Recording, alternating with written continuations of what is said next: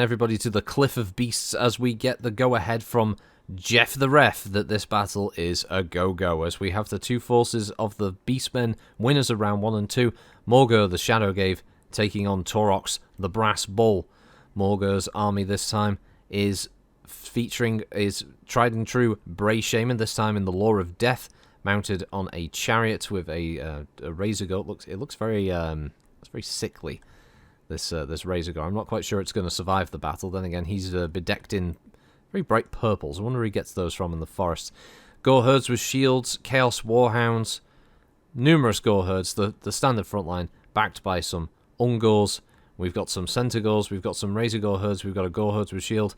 Taking on the forces of Taurox across, who this time he's opted for a little bit of range. He's brought a Cygor with him to the field, who is bellowing out some kind of war cry here. Alongside a single unit of Tuskor chariots, he's also backed up by numerous Centaurs, Ungors.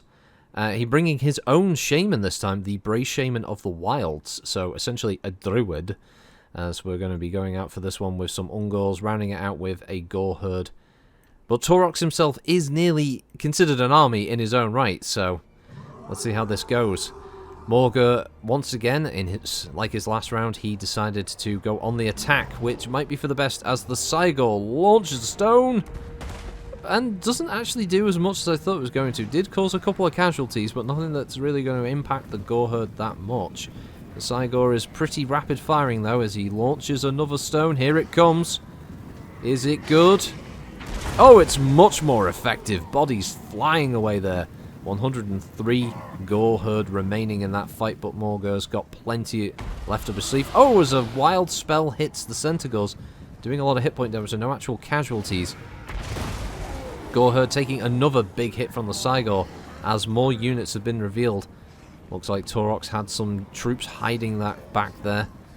Big flank maneuver coming out, though, from Morghur. This could be a big moment for Morghur's tactics. If these two units slam in, they could cause routes, they could cause a lot of damage. His Chaos Warhounds trying to go around the flank as well. The Tuskor chariots run rampant, smashing through the Gore-herd line there on the right flank of Morghur's forces. I believe that's the Purple Sun of Xerius spell being cast. Didn't do a lot to the Cygor, but it did do some damage to one of the infantry units of the Ungors. And I don't know if you saw that, but Morghur just got hit so hard by Taurox in that charge, he literally flew about 50 foot away, landed straight in his ass, and quite rightly, he is running away from that fight. He's going elsewhere, as Taurox picks his new target, which is this poor unfortunate group of Gore-herds, who are not only being attacked by a giant brass bull with fire in his veins, they're also being attacked with the spell Devolve, which is going to reduce their attack speed, their melee attack, and general defenses and charge speed overall. Meanwhile, the Bray Shaman of Death and for some reason Morghur have decided to take on and rout the Tuskor chariots. I guess it's a good idea to not have them hold up in the flank, as the Bray Shaman of the Wild is taking a fair amount of damage. The Cygor getting involved in the fight there in the background, as you can see, being attacked by Centaurs. But Taurox and his trusty unit of Ungor spearmen with shields have routed the Gore-herd and is now moving back over to Morghur. This is the big fight. This is what we want to see. The two generals squaring off. The Bray Shaman of Death getting involved as well. You can see the Bray Shaman of the Wild still holding his own in the background there. As these two titanic generals, Morghur just gets hit, falls over, staggers to his feet. He's woozy. Don't blame him, just got hit by a giant fiery axe.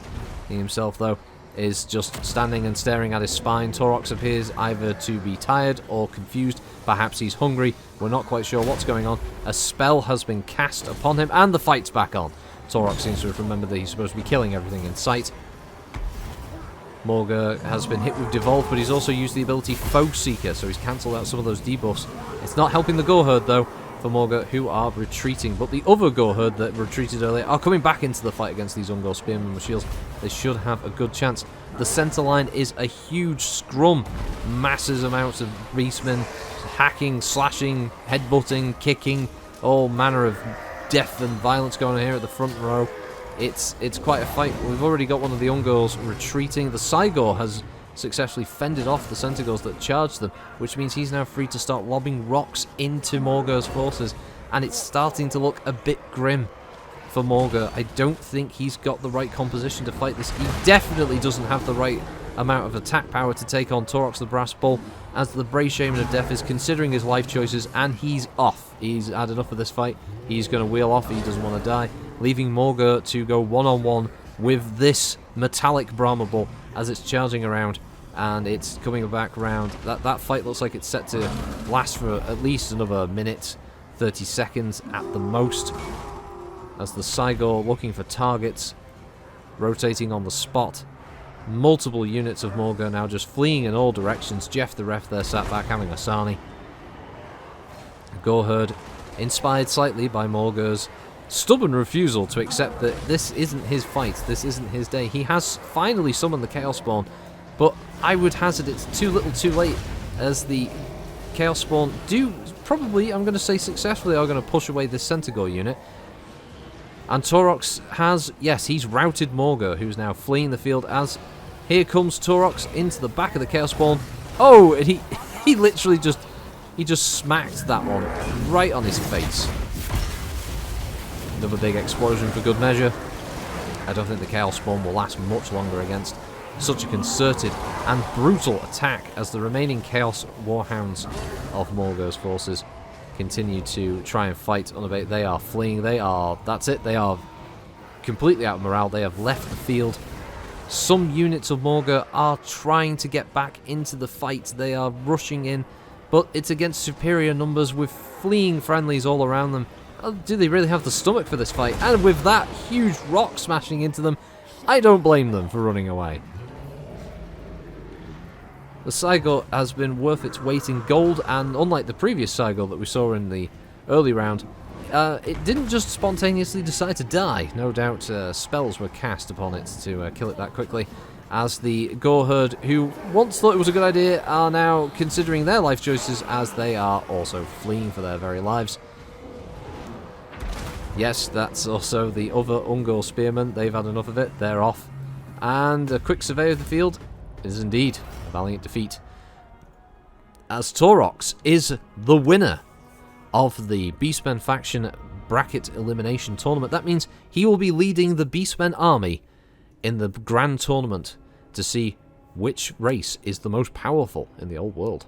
So thank you everybody for watching. I hope you enjoyed these three early battles. We'll be going through every single race that's in Warhammer 2. We'll be seeing which legendary lord first has the right to be the victor, and then we will see which race will be the victor overall. Thanks for watching, everybody. Hope you have a good one. I'll see you next time. Bye-bye.